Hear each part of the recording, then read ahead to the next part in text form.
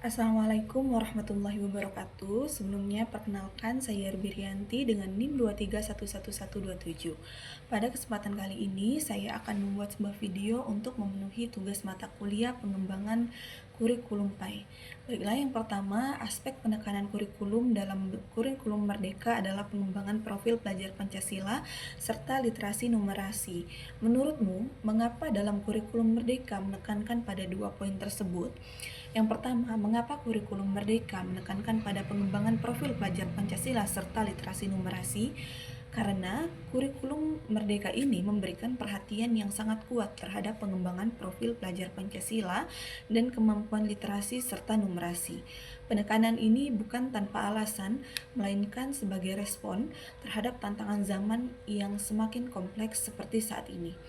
Kita hidup pada era di mana informasi begitu cepat berubah, teknologi begitu dominan, dan kemampuan adaptasi menjadi aspek penting dalam pendidikan.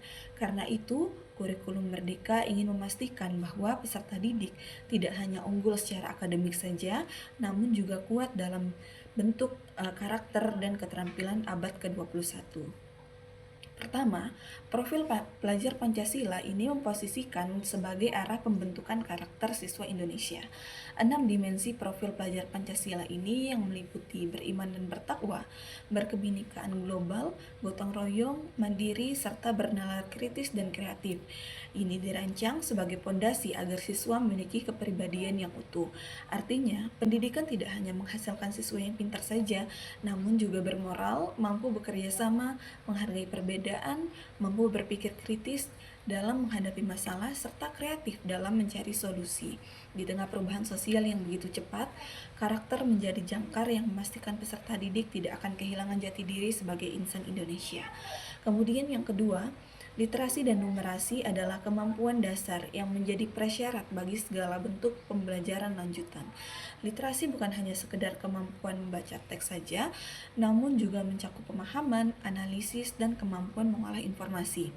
Sementara itu, numerasi bukan hanya berhitung saja, namun juga kemampuan memahami data, interpretasi angka, serta penyelesaian masalah secara logis. Keduanya sangat diperlukan dalam kehidupan nyata, seperti memahami informasi kesehatan, mengelola keuangan, membaca data cuaca, atau menganalisis grafik. Tanpa literasi dan numerasi yang kuat, siswa akan kesulitan menghadapi tantangan dunia modern. Nah, yang ketiga ini penekanan pada dua aspek ini juga terkait dengan hasil asesmen nasional yang menunjukkan bahwasanya masih adanya kesenjangan literasi dan numerasi di Indonesia. Kurikulum Merdeka mencoba mengatasi permasalahan tersebut dengan memberikan fleksibilitas kepada guru untuk menyesuaikan pembelajaran dengan kebutuhan siswa, serta memperkuat pengalaman belajar yang bermakna. Dengan demikian, fokus kurikulum Merdeka pada profil pelajar Pancasila serta literasi numerasi dimaksudkan untuk menghasilkan generasi yang tidak hanya cerdas, namun juga berkarakter solutif, adaptif, dan mampu bersaing di tingkat global. Soal yang kedua, salah satu metode pembelajaran yang sering digunakan guru dalam kurikulum Merdeka adalah pembelajaran berbasis proyek. Banyak tema yang dapat digunakan untuk pembelajaran berbasis proyek, seperti 7 kategori tema proyek yang umumnya dibahas. Yang pertama, kesehatan tubuh dan jiwa, teknologi, nasionalisme, sustainability, warisan kebudayaan, entrepreneurship, dan demokrasi.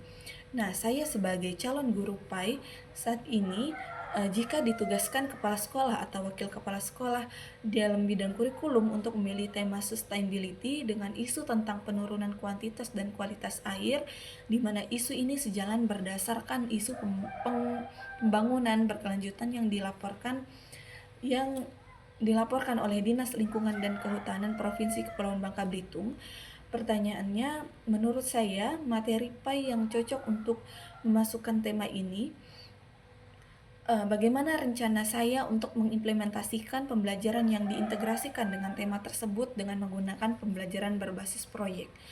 Nah, menurut saya materi yang cocok untuk memasukkan tema sustainability dengan isu penurunan kuantitas dan kualitas ini sangat berkelanjutan dan sangat relevan dengan ajaran Islam.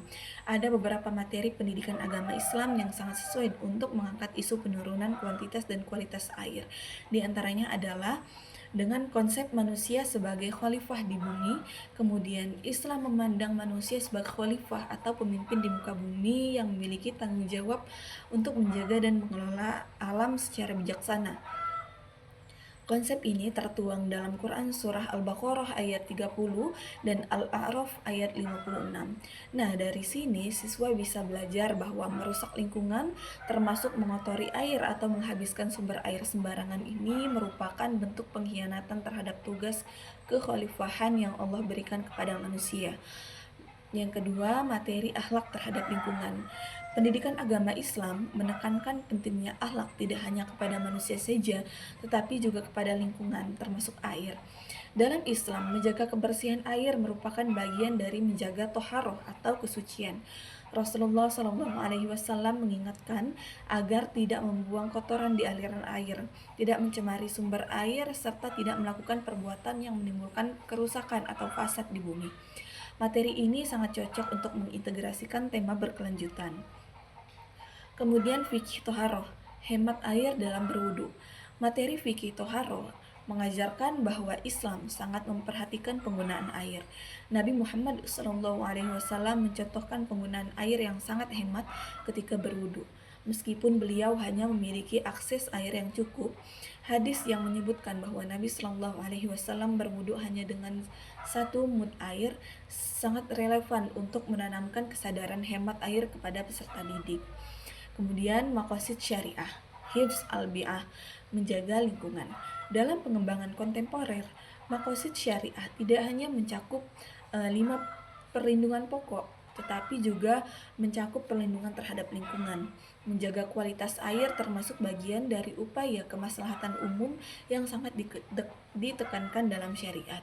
Dengan demikian, materi pendidikan agama Islam yang dapat diintegrasikan dengan tema sustainability meliputi akhlak menjaga lingkungan, fikih toharoh, amanah kekhalifahan, dan ajaran Islam untuk tidak merusak bumi. Semua materi ini sangat relevan dengan isu penurunan kuantitas dan kualitas air seperti yang telah dijelaskan di atas. Kemudian, rencana saya dalam mengimplementasikan pembelajaran berbasis proyek yang diintegrasikan dengan tema sustainability ada beberapa tahapan. Yang pertama, tahap 1 atau identifikasi masalah dan penyadaran isu. Saya bisa mengawali pembelajaran dengan pemutaran video singkat mengenai krisis air di Bangka Belitung atau menunjukkan data lokal dari Dinas Lingkungan Hidup. Siswa melihat fakta bahwa banyak sungai mulai keruh, sumber air berkurang, serta pencemaran meningkat. Lalu saya menghubungkan isu tersebut dengan ajaran Islam, misalnya dengan membaca ayat Al-Quran tentang larangan merusak bumi. Tujuannya adalah memberikan kesadaran awal bahwa masalah air bukan hanya isu sains, tapi juga isu moral dan keagamaan. Kemudian tahapan yang kedua yaitu perencanaan proyek. Siswa dibagi menjadi beberapa kelompok dan setiap kelompok diminta merancang proyek yang akan mereka kerjakan. Beberapa contoh proyek yang dapat mereka pilih, yang pertama membuat video edukasi seperti wudhu hemat air sesuai sunnah. Kemudian video ini menunjukkan perbandingan penggunaan air yang boros dan hemat disertai dalil-dalilnya. Poster dakwah lingkungan bertema air adalah amanah Allah. Poster ini berisi kutipan ayat atau hadis yang menyerukan menjaga air. Observasi di lapangan ke sumber air desa. Siswa melakukan observasi sederhana seperti kebersihan air, warna, bau, kondisi sekitar, kampanye sekolah. Gerakan siswa Pai Hemat Air. Kampanye ini dilakukan dengan mengadakan penyuluhan kecil di kelas lain. Saya membantu siswa menyusun tujuan, langkah kerja, jadwal proyek, dan pembagian tugas. Kemudian tahap yang ketiga adalah pelaksanaan proyek. Pada tahap ini adalah inti dari pembelajaran. Siswa benar-benar pergi ke lapangan untuk mengumpulkan data, berdiskusi, dan berkarya. Contohnya seperti dengan pengambilan foto dan video dari sumber air tersebut, kemudian mencatat apakah ada sampah, limbah, atau penyempitan sungai, kemudian membandingkan hasil observasi dengan ayat dan hadis yang telah dipelajari, kemudian membuat analisis sederhana. Apakah kondisi air di desa sudah sesuai dengan ajaran Islam? Kelompok lain yang membuat kampanye akan merancang poster, menyiapkan materi dakwah, dan mempresentasikan kepada warga sekolah. Saya bertindak sebagai fasilitator dan membantu jika mereka mengalami kesulitan. Kemudian pada tahap 4 yaitu presentasi hasil proyek. Setiap kelompok mempresentasikan hasil mereka dalam bentuk seperti video, poster, laporan observasi, atau kampanye. Presentasi ini dilakukan di depan kelas atau bahkan di depan guru-guru yang lain untuk memberikan dampak yang lebih luas. Kemudian tahap yang kelima adalah refleksi dan evaluasi. Pada sesi refleksi, guru menanyakan apakah pemahaman baru yang kalian dapat tentang air dalam Islam, kemudian bagaimana perasaan kalian setelah melihat kondisi lingkungan sekitar, apa komitmen kalian untuk menjaga air. Nah, itu bentuk pertanyaan yang akan ditanyakan pada refleksi dan evaluasi. Refleksi ini penting agar peserta didik tidak hanya mengerjakan proyek saja, namun juga mengalami perubahan sikap dan perilaku. Guru melakukan penilaian berdasarkan rubrik yang meliputi proses kerja sama kelompok, keaktifan siswa, kreativitas produk, ketepatan materi PAI, dampak proyek terhadap pemahaman siswa. Dengan demikian, pembelajaran berbasis proyek tidak hanya menghasilkan produk fisik, tetapi juga menumbuhkan karakter dan akhlak yang sesuai dengan ajaran Islam. Integrasi tema sustainability dalam pembelajaran PAI sangat relevan karena Islam pada dasarnya adalah agama yang mendorong manusia menjaga alam. Melalui PJBL, siswa tidak hanya belajar konsep saja, tetapi juga mengalami langsung bagaimana menjadi khalifah yang bertanggung jawab dalam kehidupan sehari-hari. Mungkin itu saja yang dapat saya sampaikan. Saya akhiri, wabillahi taufiq wal hidayah. Wassalamualaikum warahmatullahi wabarakatuh.